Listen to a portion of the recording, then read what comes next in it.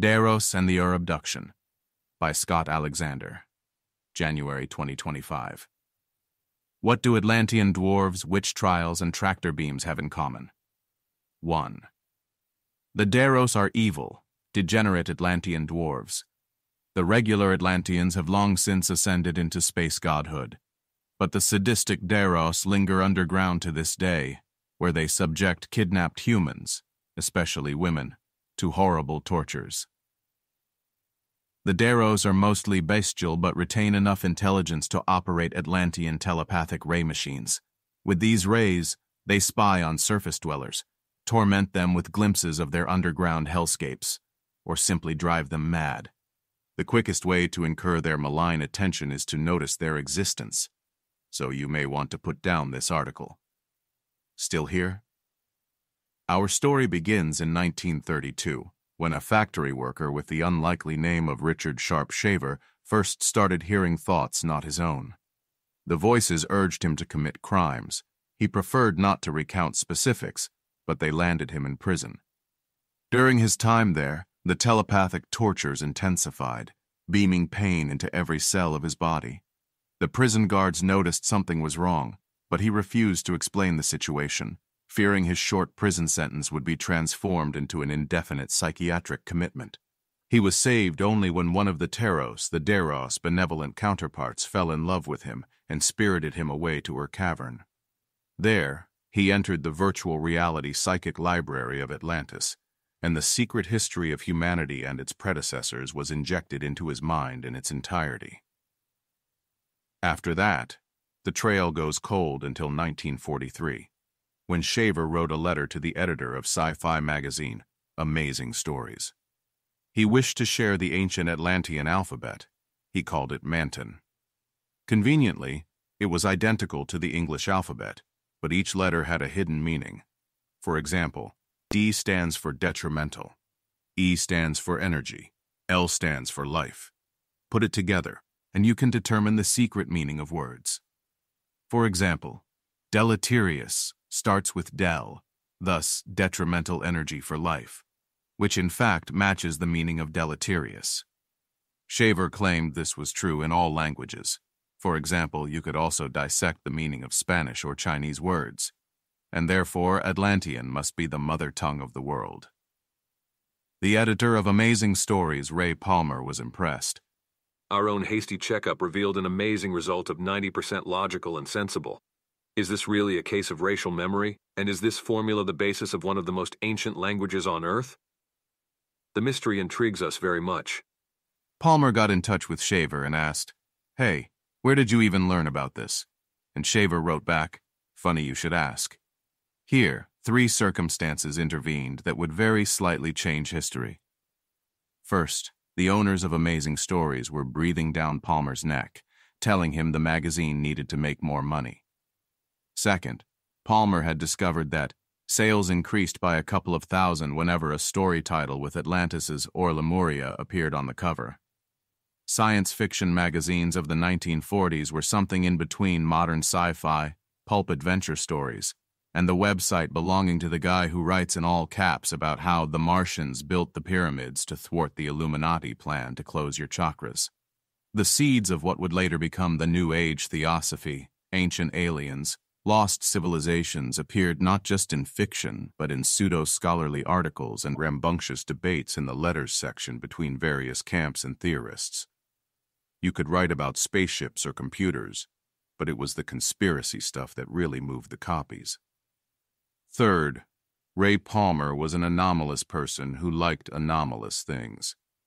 Standing at 4-0. Was there something psychoanalytic about his interest in Atlantean dwarves? He had suffered a series of spinal injuries and subsequent complications that everyone thought would kill him.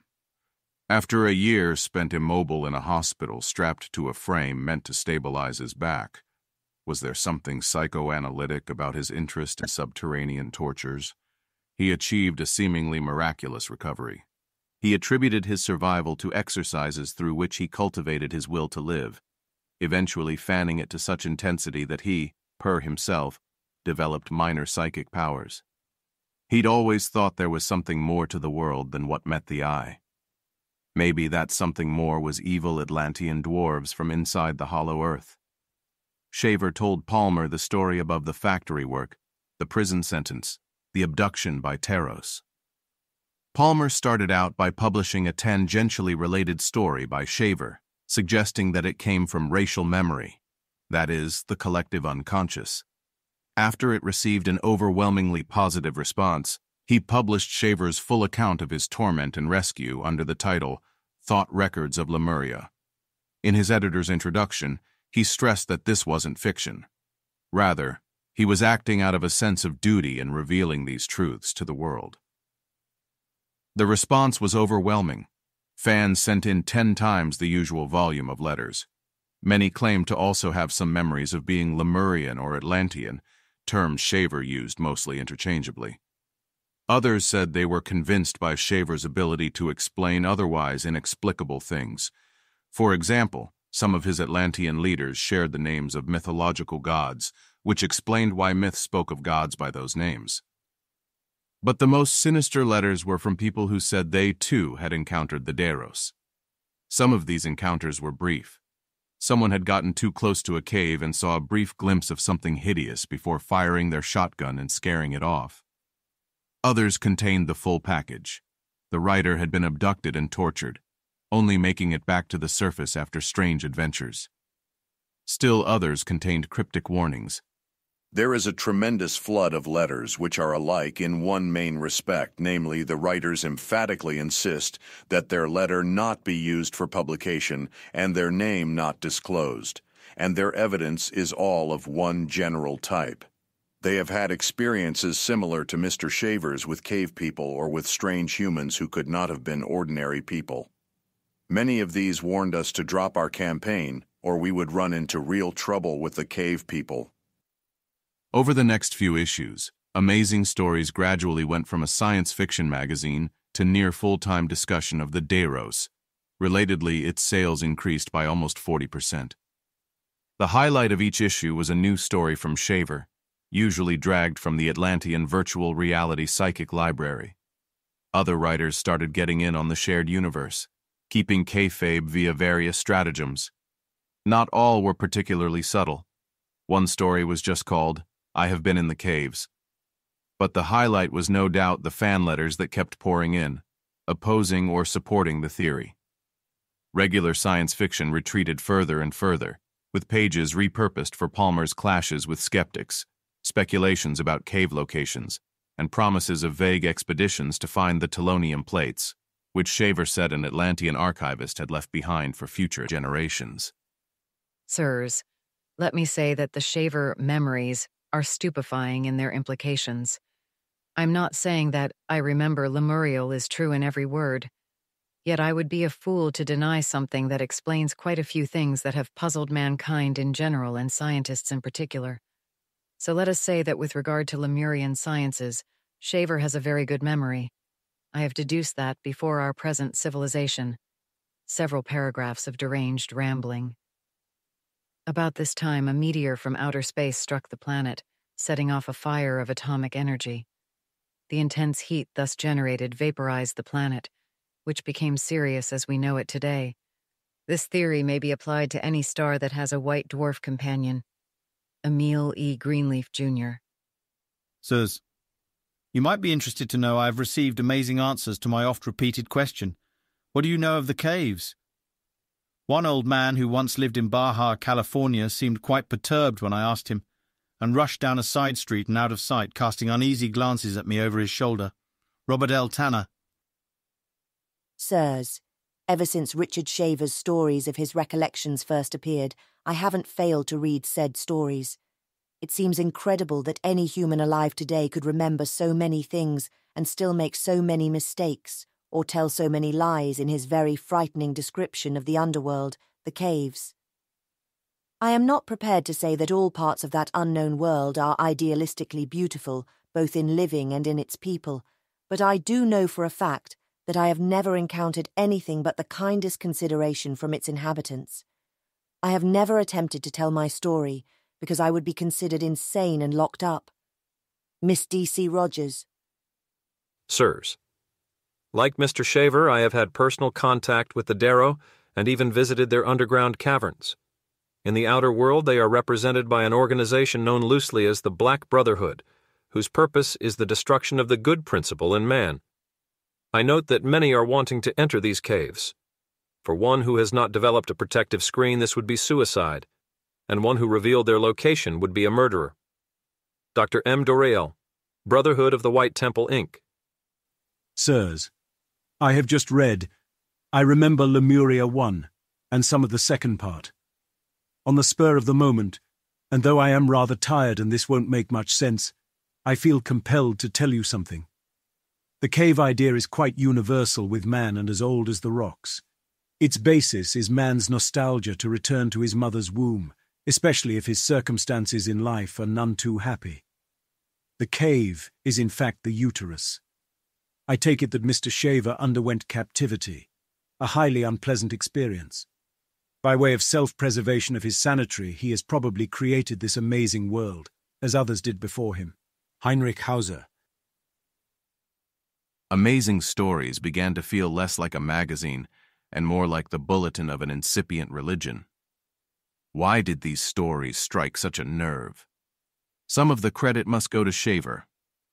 An investigation into where he'd really been during his supposed Hollow Earth years turned up a gratifyingly straightforward answer locked in a Ypsilanti psychiatric hospital.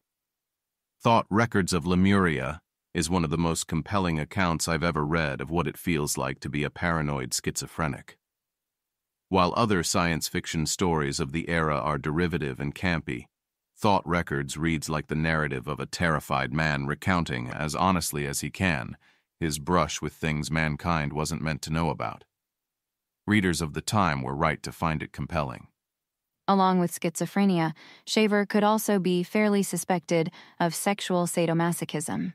His descriptions of the pleasure slaves of Space Satan benefited from the same sort of unexpected earnestness, as did his description of all the voices he was hearing. But even more of the credit goes to Palmer. If Shaver was an utterly honest madman, Palmer was the perfect huckster, with a genius for transforming Shaver's nightmares into magazine sales. He turned the letters to the editor section into a carefully managed pageant. Each issue would start by hinting that there were thousands of letters confirming Shaver's stories, but that he couldn't publish them for one reason or another. Space, the letter writer's safety, his own safety. Then he would print the reader responses, quotation marks because he is accused of writing some of them himself under assumed names. Palmer would try to synthesize all of this into a coherent narrative. Sometimes his analysis was interspersed with debates against possibly fictional people who begged him to stop writing for his own safety. Yes, he would write back.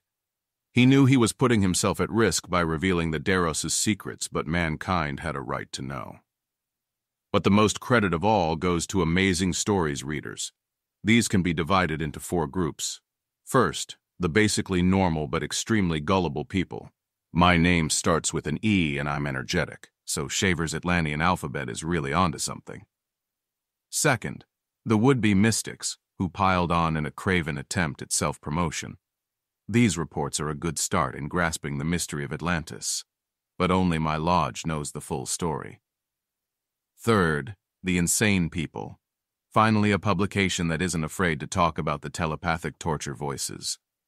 And fourth, people who were in on the joke and treated it as an opportunity for what we would now call collaborative world building. One fan wrote in that he'd read a chapter about the Deros in the Necronomicon. Another claimed to have met a Dero named Steve in tunnels under Detroit. Still, another said he was a Dero himself, writing in to correct the record. How many people really believed in the Shaver mystery? The best I can answer is enough to increase the circulation of Amazing Stories from 135,000 to 185,000. Those people can't all have been reading it ironically. How many people really had an experience of meeting Deros, or talking to Deros, or being abducted by Deros? We know only one name for sure: Richard Shaver. Everyone else's accounts come to us via the Amazing Stories mailbag, and for all we know, Ray Palmer made them up. Still, I suspect lots of people really believed.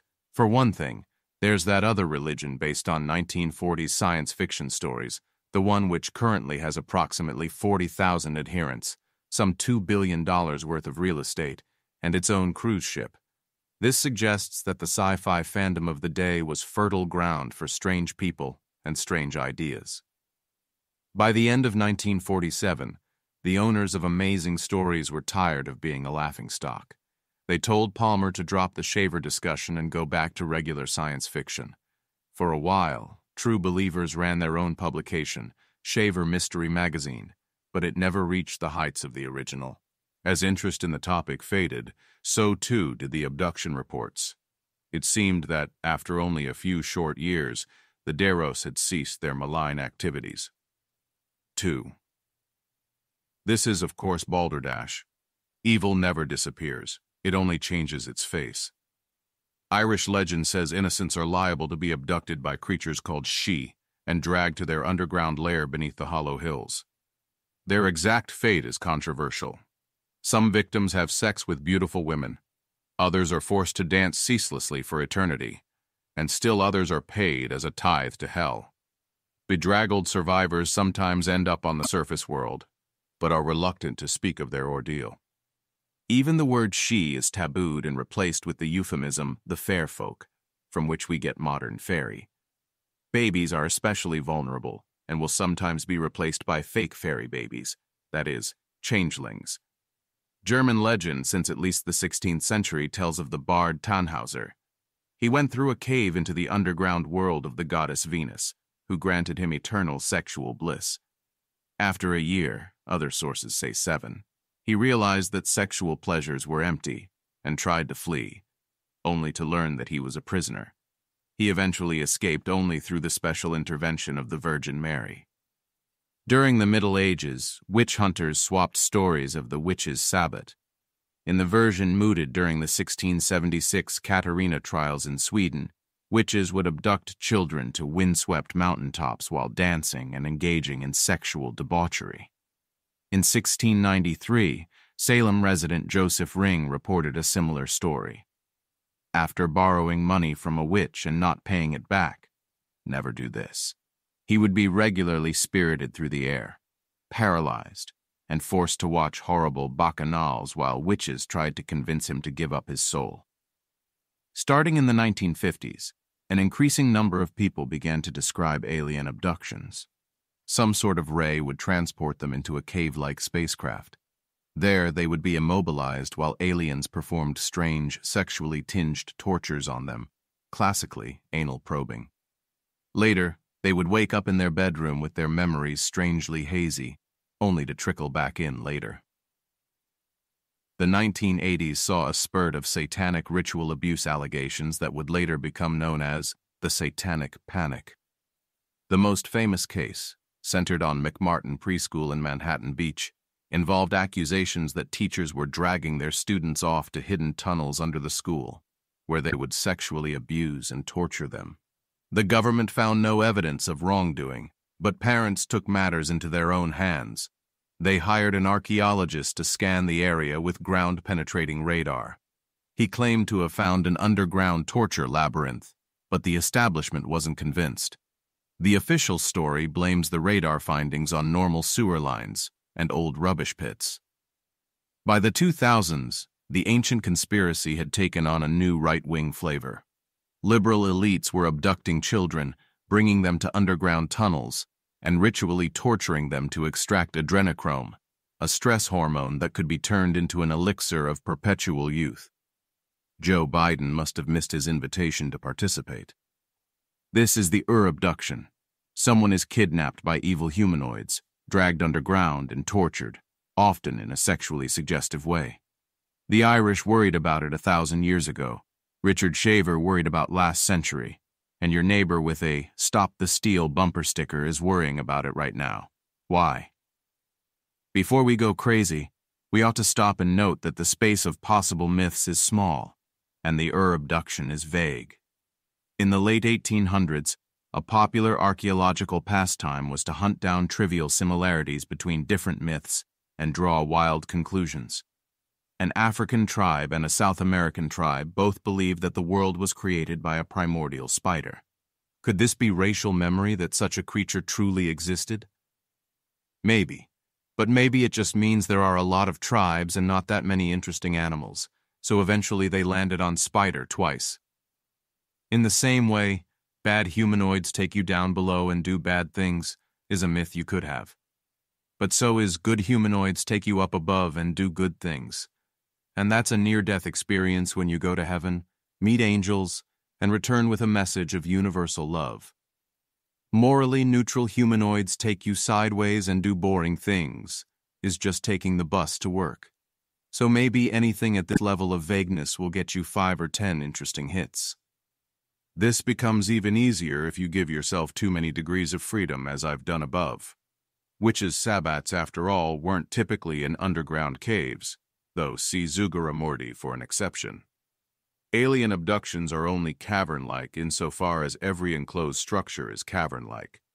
Tannhauser's experience was basically pleasant, only going wrong after he tried to leave. The supposed perpetrators range from dwarves to goddesses to Hillary Clinton. Contra Elon Musk. The most boring explanation is usually the most likely. I think this explains the bulk of the Ur-Abduction. There are lots of myths, and sometimes they seem vaguely similar. Still, if we've learned one thing from Ray Palmer, it's that you've got to get speculative if you want to sell magazines. And for as long as people have been abducted by sadistic cave dwarves, other people have been coming up with clever stories about why the cave abduction motif keeps showing up. Before we give up and go home, let's see what they came up with. 3. My least favorite explanation for the Ur-Abduction comes from the prominent psychologists Leonard Newman and Roy Baumeister. They call it a failure of the cultural sense-making apparatus, augmented by masochistic fantasy. Starting with the culture.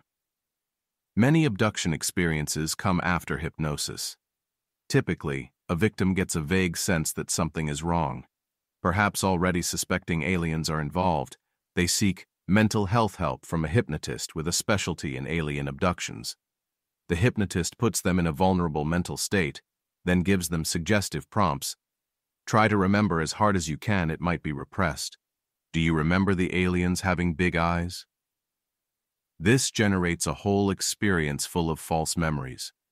If the hypnotists come from a different paradigm, for example, satanic ritual abuse, their suggestions will tend in that direction. So far, so good. Everyone agrees that hypnotists can be partially culpable in implanting these types of stories in patients. And cultural context can be a sort of hypnosis. We use terms like mass hysteria and culture-bound mental disorder to refer to the phenomenon when weird experiences can spread through vulnerable populations like an epidemic, each report sparking further reports as people feel social pressure to conform. But what, ask N and B, about the cases where no hypnotist is involved and there's not a lot of cultural pressure? Here they posit that fantasy is a trance-like state in its own right, and some people, they say, are masochists, a term they interpret more psychologically than purely sexually, as involving a desire to escape, forget the self through pain and humiliation. So these people fantasize about very painful experiences, shaped by cultural context, and auto-hypnotize themselves into believing them. Nobody who wrote about sexual fetishes in the 20th century ends up looking very good. And the same is true of late 20th century psychologists who tried to use frequentist statistics on small sample sizes. N and B are guilty of both. They say that women are more likely to fantasize about pain than men, find this is true, p0.07, in their small sample of abductees, and claim at least circumstantial victory. I think this is best treated as empirical window dressing on the intuitive appeal of the theory. In N and B's defense, Richard Shaver clearly had something sadomasochistic going on. But this theory breaks down when we apply it to satanic ritual abuse. Sure, the hypnotists deserve a lot of blame there. But who is having the masochistic fantasies? The children, who probably don't know what any of this is? The parents, fantasizing about their children being tortured? Some people are pretty bad, but I don't know. This doesn't feel compelling to me. And it doesn't explain the circumstantial features of the Ur-Abduction. Why so many caves? Unless you really stretch the masochism element, maybe being in a cave is more humiliating than being in other places. My second favorite explanation for the Ur-Abduction is medical procedures. Here, the case is made by Dr. David V. Forrest in the Journal of the American Academy of Psychoanalysis and Dynamic Psychiatry. I noted that many of the frequently reported particulars of the abduction experience bear more than a passing resemblance to medical surgical procedures. There is the altered state of consciousness, uniformly colored figures with prominent eyes, in a high-tech room under a round, bright, saucer-like object. There is nakedness, pain, and a loss of control while the body's boundaries are being probed. And yet the figures are thought benevolent. Forrest is vague, so I will offer a friendly amendment. The Ur-Abduction comes specifically from colonoscopies. These are generally performed under midazolam, a weak anesthetic that keeps patients confused and drowsy, but not entirely unconscious. The patients are then, quite literally, anally probed. When they wake up, they remember nothing, but might half-formed memory fragments form a sort of mental irritant, leaking into everyday life until one is finally motivated to posit alien abduction as an explanation for this half-remembered montage. This almost checks out. Alien abductions shifted from generic medical examinations to a focus on anal probes around the 1980s, about the same time colonoscopies became widespread. But an intrepid Reddit historian finds that one of the first abduction accounts, Barney and Betty Hill in the 1960s, also included an anal probe, though it was considered too lascivious to publicly mention at the time. This couldn't have been related to colonoscopies, so it would be a surprising coincidence if later ones were. We also encounter Popobawa, the anal rape monster of Zanzibar. The Zanzibaris probably have not had colonoscopies. This just seems to be a widespread feature of these stories for some reason. We could still retreat back to Forrest's original formulation, a generic association with surgery, except that the ancient Irish and Salem witch victims wouldn't have had surgery with anesthetic. Either the Ur-Abduction hypothesis is false, and the older experiences have a different source than the newer ones, or surgery isn't involved.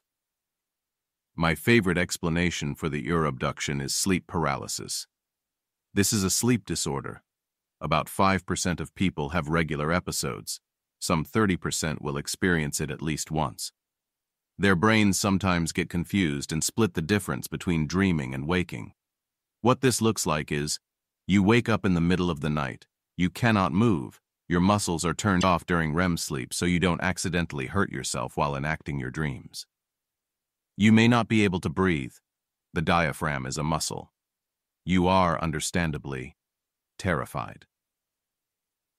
The terror shifts the half-dream into a nightmare. You see monsters, usually vague, distorted humanoid forms. You are well aware that you are awake, so the presence of the monster comes as something of a surprise. Because you lie paralyzed, the monster is usually looming over you. Other times, the monster is strangling you, a post hoc explanation for why you can't breathe, or having sex with you. Nobody has a great explanation for this one. Various nightmarish things happen. Then you fall back asleep and wake up normally the next morning. Here's a description of Joseph Ring's witch encounters. The abductions happened frequently and in the same manner each time. Strange figures would appear and carry him away through the air. Joseph would suddenly find himself at the Sabbath and then feel a painful blow upon his back that immobilized him. He was unable to move and could only watch the witches feast and celebrate. Someone would present him with a book to sign, which he always refused. The scene would dissolve into terrifying noise and chaos, and Joseph would find himself back in the normal world. From the same source. The spell was finally broken in April of 1692, when Susanna Martin, a widow who lived nearby, appeared in Joseph's bedroom while he slept. Joseph had seen her before with Thomas Hardy, and knew she was a witch. As he lay immobile in bed, she viciously pinched his feet. She vanished from his room, but for some reason her attack had released him from the spell that silenced him. He could speak again. Come on, this is obviously sleep paralysis. In Abduction by Aliens or Sleep Paralysis, psychologist Susan Blackmore fleshes out the case. Most alien abductions occur at night. a small sample of UFO abductees also reported frequent sleep paralysis experiences. Awakenings are often associated with buzzing noises, humming noises, and strange lights. Maybe the dark bedroom, combined with a feeling of otherworldliness and occasional flashing and humming, evokes the inside of a spaceship or a machinery-filled cave. Even parts of Richard Shaver's story are suggestive. Here's where he first meets his tarot lover. I began to dream, and my dreams were infinitely pleasant, though bizarre in the extreme. I could not recall them wholly upon awaking until one night she came to me in my dream, and that dream was as fresh in my memory when I wakened as though it had been an actual reality. She came to my cell, apparently, and sat herself upon the edge of my iron cot. The only part that bothers me is, what about QAnon? As far as I know, it is unique among abduction theories and being entirely without personal experience. Nobody, as far as I can tell, personally claims to have been tortured by the liberal elites. They just know of secret documents that prove it's happening. All of our theories thus far, the sleep paralysis, the medical procedures, and so on, try to explain why individuals believe abductions happen to them. But throughout history, the Ur-Abduction has garnered more cultural influence from prurient spectators than from victims. There were more witch hunters than there were victims spirited to sabbats. There are more X-Files viewers than there are alien abductees. There is limited evidence that anyone except Richard Shaver ever believed they were abducted by Deros, but 185,000 people bought the relevant issues of Amazing Stories. Maybe the right level on which to analyze this phenomenon is mythical rather than psychiatric. Why do people believe in the Ur-Abduction? Well, why do so many people believe in past golden ages, or chthonic earth mothers, or ancient floods? Either you believe in something like a collective unconscious, or you retreat to the explanation about mythologic space being small and crowded. Sleep paralysis or whatever can kindle myths like these, but after that, they have to be self-sustaining. 5,000 words on people being tortured underground, and so far not one mention of hell. The story of hell didn't come from people having specific experiences. It came from cultural evolution. Various religions sampled various parts of the space and iterated there's some kind of underworld. Maybe it's very boring, no cold, no painful. The Hell-My theme that finally made it big was some sort of crossbreed between Zoroastrian Duzak, Greek Hades, and the Jewish concepts of Sheol and Gehenna. It's so persistent that ministers continually exhort their congregations not to think of hell as a literal place in the ground full of sadistic demons, and yet their flocks continue to think of hell in exactly those terms. My best guess is this. A few unlucky people with sleep paralysis or schizophrenia suffer hallucinatory tortures in the cavernous darkness of their bedrooms. These people report their experiences, and the reports that feel most mythically significant catch on and spread. Then, unscrupulous hypnotists, magazine editors, and titillation seekers fan the flames into pseudo-religions that enjoy brief periods of popularity before being replaced by the next evil cave dwarf that comes along. And yet their flocks continue to think of hell in exactly those terms. My best guess is this. A few unlucky people with sleep paralysis or schizophrenia suffer hallucinatory tortures in the cavernous darkness of their bedrooms. These people report their experiences, and the reports that feel most mythically significant catch on and spread. Then, unscrupulous hypnotists, magazine editors, and titillation seekers fan the flames into pseudo-religions that enjoy brief periods of popularity before being replaced by the next evil cave dwarf that comes along.